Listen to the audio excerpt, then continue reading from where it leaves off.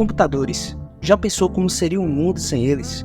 Computadores são ferramentas essenciais no ambiente de trabalho, permitindo o processamento de dados, comunicação rápida, criação de documentos e apresentações, além de facilitar o acesso a informações cruciais. Na educação, os computadores são usados para pesquisa, aprendizado online, acesso a recursos educacionais e até mesmo para aulas remotas, como durante a pandemia.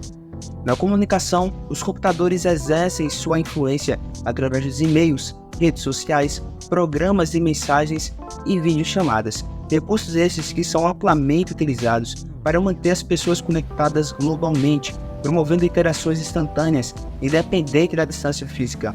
Além disso, a utilização do computador é extremamente importante em outras áreas, como na saúde, finanças, tarefas domésticas, pesquisa e informação, mobilidade, inovação e desenvolvimento. Meu nome é Gabriel Henrique e neste vídeo nós iremos aprender de forma mais aprofundada como funciona o computador.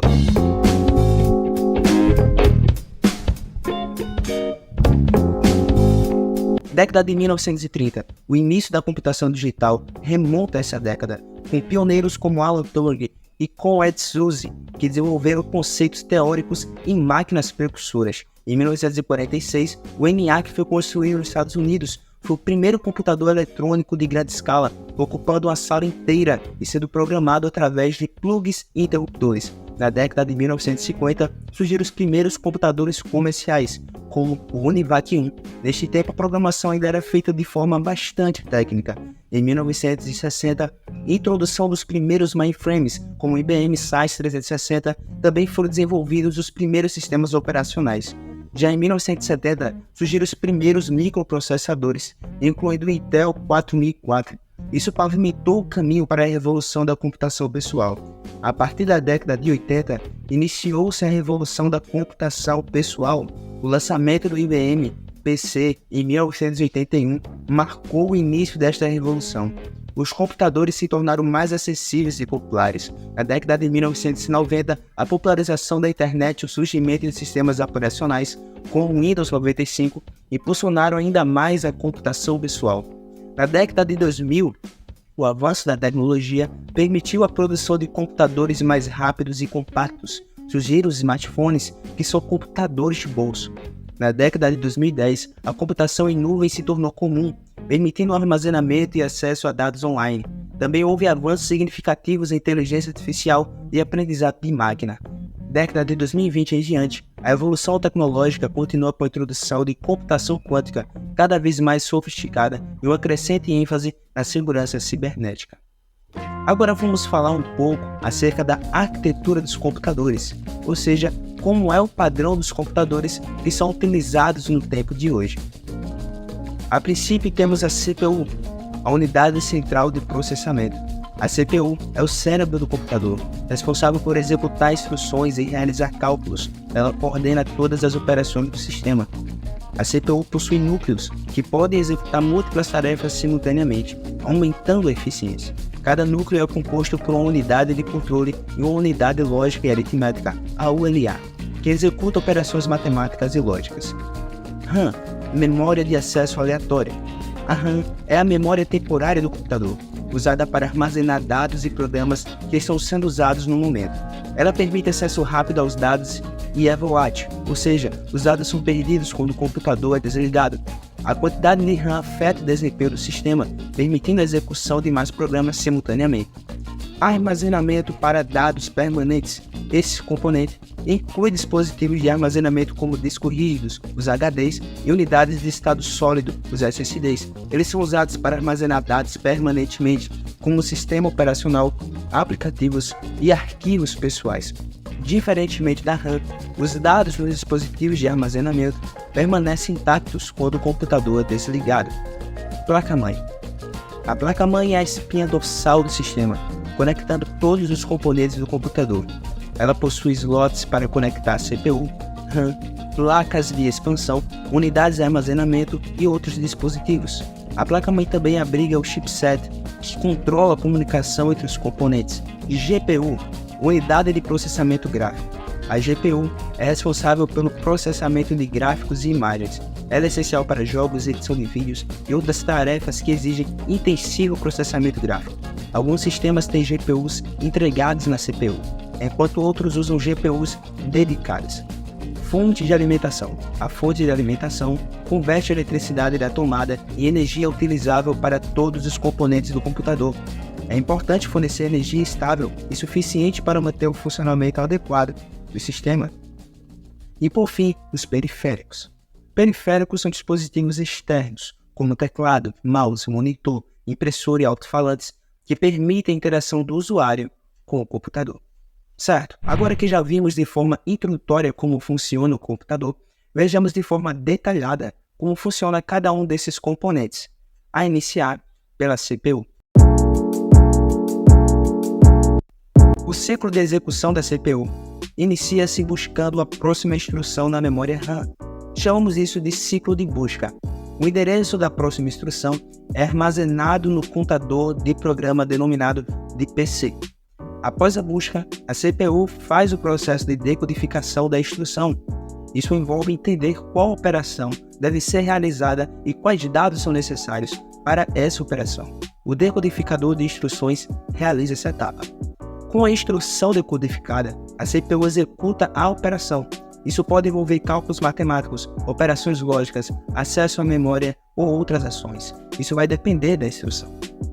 Após isto, vem a etapa da escrita. Se a instrução resultar em dados que precisam ser escritos na memória ou em registros internos, essa etapa irá ocorrer, e os resultados serão armazenados nos locais apropriados.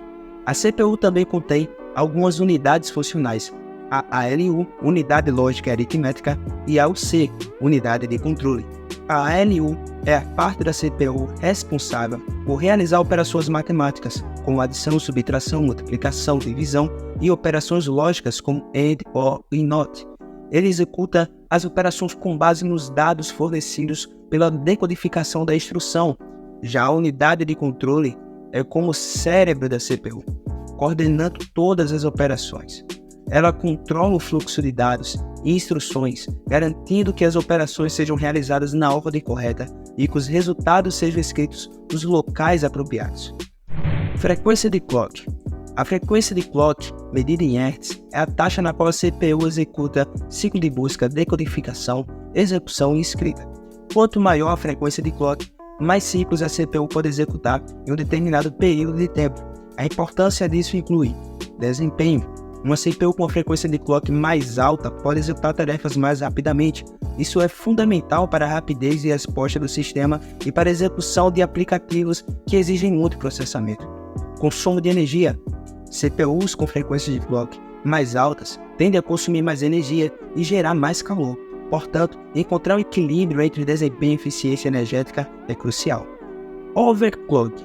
Alguns entusiastas de computadores realizam overclock, que envolve aumentar a frequência de clock para obter um desempenho ainda maior. No entanto, isso requer resfriamento adequado e pode anular garantias. Em resumo, a CPU executa tarefas seguindo um ciclo de busca, decodificação, execução e escrita, com a ajuda das unidades funcionais, a ALU e o C.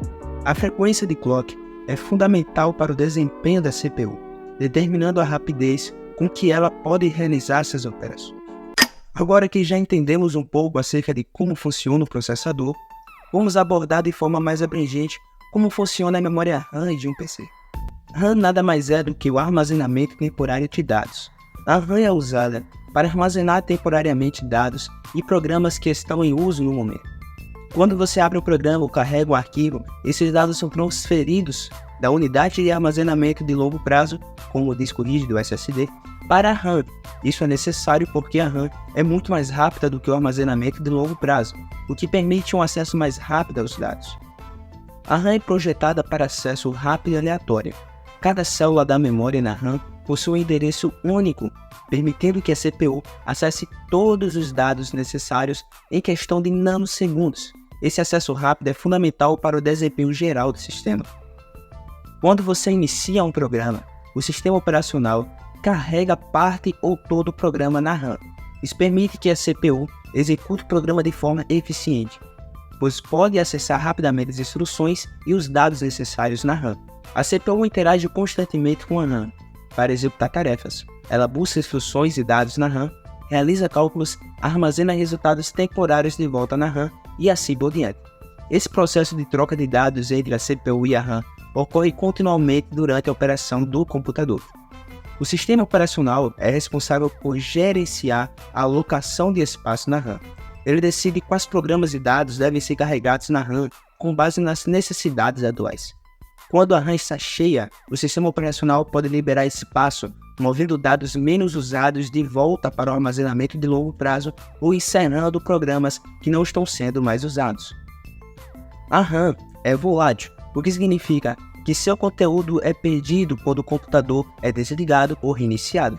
Portanto, a RAM é usada apenas para armazenamento temporário, durante a sessão de uso do computador. Em resumo, a memória RAM é uma parte essencial de um computador e sua interação com a CPU é fundamental para o desempenho do sistema. Ela fornece armazenamento temporário, rápido e de fácil acesso para programas e dados em uso, permitindo que a CPU execute tarefas de forma eficiente. O gerenciamento adequado da RAM pelo sistema operacional garante uma operação suave do computador. Agora vamos falar um pouco acerca de armazenamento. A princípio, temos dois principais tipos de dispositivos que são utilizados para armazenamento não volátil do computador. Disco rígido. Os discos rígidos utilizam tecnologia mecânica para armazenar e recuperar dados. Eles consistem em discos magnéticos que giram a alta velocidade. Eles contêm aquilo que nós chamamos de cabeças de leitura, que se movem sobre a superfície dos discos. Para gravar dados em um HD, as cabeças de leitura, também chamadas de cabeças de gravação, magnetizam pequenas áreas do disco que criam pequenos campos magnéticos que representam os dados binários, zeros e uns. Quando é necessário acessar dados, as cabeças de leitura se movem sobre a posição correta sobre os discos e detectam as mudanças nos campos magnéticos. Essas mudanças são interpretadas como dados binários e são transmitidas para a CPU. A velocidade de rotação dos discos e o tempo necessário para mover as cabeças de leitura são limitantes para a velocidade de leitura e gravação em um HD. Isso faz com que os HDs sejam mais lentos em comparação com as SSDs. As SSDs usam tecnologia de estado sólido, que não possui partes móveis. Em vez de discos magnéticos, elas contêm chips de memória flash NAND para armazenar dados. Para gravar dados em um SSD, uma corrente elétrica é usada para alterar o estado dos transistores de memória flash NAND. Cada célula de memória flash NAND pode armazenar múltiplos bits de dados, permitindo maior densidade de armazenamento. Quando os dados são lidos de um SSD, o controlador da unidade acessa diretamente os transistores de memória flash NAND, sem a necessidade de partes móveis. Isso permite um acesso rápido e aleatório aos dados. As SSDs são substancialmente mais rápidas que os HDs, tanto em termos de velocidade de leitura quanto de gravação. Isso resulta em tempos de inicialização mais rápidos, carregamento mais rápido de aplicativos e um desempenho geral mais ágil do sistema. Se formos compará-los, os HDs tendem a ser mais baratos por gigabyte de armazenamento do que os SSDs. SSDs oferecem desempenho superior em todas as áreas, incluindo inicialização, carregamento de aplicativos e transferência de arquivos. HDs são mais vulneráveis a choques físicos, pois possuem partes móveis, enquanto os SSDs são mais resistentes a impactos. A vida útil dos SSDs é limitada pela quantidade de ciclos de gravação, mas isso é geralmente suficiente para a maioria dos usuários durante muitos anos. Placa-mãe. A placa-mãe é o componente central de um computador, desempenhando um papel crucial na conexão de todos os outros componentes. Ela funciona como um esqueleto do sistema, fornecendo uma plataforma para que diferentes elementos se interliguem e cooperem harmoniosamente. Aqui vai uma explicação mais detalhada sobre o papel da placa-mãe e seus slots e conectores. A placa-mãe conecta todos os principais componentes do computador, incluindo a CPU, memória RAM, armazenamento, placa gráfica, periféricos e fonte de alimentação. Ela serve como ponto de encontro, onde todos esses dispositivos se conectam. A placa-mãe fornece circuitos e trilhas para permitir a comunicação e transferência de dados entre os componentes. Ela atua como uma espécie de autoestrada, por onde os dados fluem entre a CPU, RAM, dispositivos de armazenamento e outros periféricos. A placa-mãe possui conectores para a fonte de alimentação, permitindo que a energia seja distribuída para todos os componentes conectados. Isso inclui a CPU, placas de vídeo, discos rígidos e outros dispositivos. Nela também encontramos alguns slots como CPU soft. Esse é o slot onde a CPU é instalada. Ele fornece a interface física e elétrica para a CPU se conectar com a placa-mãe. A placa-mãe possui também slots onde os módulos de memória RAM são inseridos. Isso permite a expansão de memória e melhora o desempenho do sistema. Os slots de expansão são usados para conectar placas de expansão, como placas gráficas, placas de som e adaptadores de rede. Eles oferecem maior versatilidade ao permitir a personalização do computador. Os conectores SATA são utilizados para conectar dispositivos de armazenamento, como unidade de disco rígido e unidade de estado sólido, HD e SSD, para transferência de dados em alta velocidade. A placa-mãe também possui vários conectores USB para conectar periféricos, como teclado, mouse, impressora e dispositivos de armazenamento externo, além de conectores de áudio e vídeo que permitem a conexão de alto-falantes, microfones, monitores e demais dispositivos. Existe também um conector de rede que serve para conectar a placa de rede, permitindo a comunicação em redes locais e na internet. E por fim, o conector de alimentação, que é onde a fonte de alimentação se conecta à placa-mãe, fornecendo energia para todo o sistema. Hardware e software. Hardware se refere a todos os componentes físicos tangíveis de um dispositivo de computação. Isso inclui componentes como a CPU, memória RAM, placas gráficas, disco rígido, teclado, mouse e todos os outros dispositivos físicos que você pode ver e tocar em um computador. O hardware é responsável por executar operações físicas e processar dados. Software, por outro lado, é a parte intangível do sistema de computação. São programas, aplicativos e instruções que são executados pelo hardware para realizar tarefas específicas. O software inclui o sistema operacional, aplicativos de produtividade, jogos, navegadores de web e muito mais. É o software que dá a vida ao hardware, permitindo que ele execute tarefas específicas de acordo com as instruções dadas. Sistema operacional. O sistema operacional é uma parte crítica do software que desempenha várias funções essenciais em um computador. Primeiro, gerenciamento de recursos. O sistema operacional controla e aloca recursos de hardware, como CPU, memória e dispositivos de armazenamento, garantindo que múltiplos programas possam ser executados de forma eficiente e sem conflitos. Segundo, interface com o usuário. Ele fornece uma interface entre o usuário e o hardware do computador, que permite que os usuários interajam com o computador por meio de uma interface gráfica ou linha de comando. Execução de programas. O sistema operacional inicia e gerencia a execução de programas e aplicativos. Ele carrega programas na memória e aloca recursos necessários para sua operação. Em quarto, o gerenciamento de arquivos. Ele controla o armazenamento e a organização de arquivos e diretórios do disco rígido ou outros dispositivos de armazenamento. E quinto, segurança. O sistema operacional desempenha um papel importante na segurança do sistema, protegendo contra ameaças e garantindo que apenas usuários autorizados tenham acesso aos recursos. Periféricos. Comunicação entre periféricos e um computador é essencial para que os dispositivos externos funcionem de maneira eficaz. A forma de comunicação varia de acordo com o tipo de periférico, mas em geral segue alguns princípios gerais. Conexão física. A maioria dos periféricos se conecta ao computador fisicamente por meio de cabos ou conexões sem fio, cabos USB, HDMI, VGA, DisplayPort, Bluetooth, Wi-Fi são exemplos comuns de conexões físicas usadas para conectar periféricos. Drives. Para que um periférico seja reconhecido e funcione corretamente, é necessário instalar drives no sistema operacional do computador. Os drives são programas que atuam como intermediários entre o periférico e o sistema operacional, permitindo que o sistema saiba como interagir com o dispositivo. Protocolos de comunicação. Cada tipo de periférico possui seu próprio protocolo de comunicação. Por exemplo, teclados e mouse geralmente usam protocolos simples de envio de dados de entrada, enquanto impressoras podem usar protocolos mais complexos para transferência de dados de impressão. Controladores de hardware. Dentro do computador, há controladores de hardware, responsáveis por gerenciar a comunicação para os periféricos. Esses controladores traduzem os sinais recebidos dos periféricos em comandos compreensíveis pelo sistema operacional. Já falamos acerca de uma visão geral de como funciona o computador e agora, por fim, vamos falar acerca de como ocorre o processamento de inicialização do computador.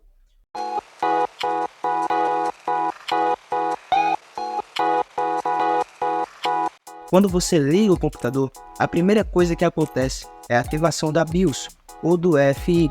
Esses são programas de firmware armazenados em um chip na placa-mãe. O BIOS é o mais antigo e o UEFI é uma versão mais moderna e flexível.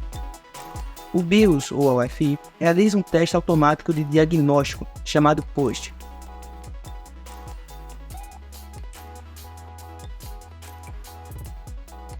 Ele verifica a integridade dos componentes de hardware essenciais, como a CPU, memória RAM, placa de vídeo e discos rígidos.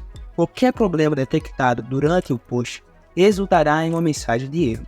Após a conclusão do POST com sucesso, o BIOS ou UEFI procura uma unidade de armazenamento, como SSD, designada como dispositivo de inicialização. Ele carrega o gerenciador de inicialização, que é um pequeno programa que permite selecionar o sistema operacional a ser carregado, caso haja vários instalados. Neste caso de vários sistemas operacionais instalados no computador, por exemplo, Windows e Linux, o gerenciamento de inicialização exibirá uma lista para que você selecione qual sistema operacional deseja carregar. Uma vez que o sistema operacional é selecionado, o gerenciador de inicialização carrega o kernel do sistema operacional. O kernel é o núcleo do sistema e é responsável por gerenciar hardware, memória e processo. Com o kernel carregado, o sistema operacional começa a iniciar. Nesse ponto, os drivers e dispositivos são carregados, permitindo que o sistema operacional reconheça e interaja com o hardware. Dependendo das configurações, o sistema operacional pode apresentar uma interface gráfica ou uma linha de comando. A maioria dos sistemas operacionais modernos, como Windows, macOS e a maioria das distribuidoras Linux, apresentam uma interface gráfica, enquanto sistemas baseados em textos, como alguns servidores Linux, usam uma linha de comando. E após a inicialização, a tela do sistema operacional é exibida, permitindo que o usuário comece a interagir com o sistema, abra aplicativos e realize tarefas. Pois bem, pessoal, esse foi o vídeo de hoje e eu espero que vocês tenham realmente entendido. Convenhamos que é um assunto um pouco complexo e que deve ser estudado com paciência para que se possa ser compreendido. Coloque aqui nos comentários qual é o seu ponto de vista acerca desse tema e o que achou do nosso conteúdo. Eu vou ficando por aqui, até a próxima, valeu e fui!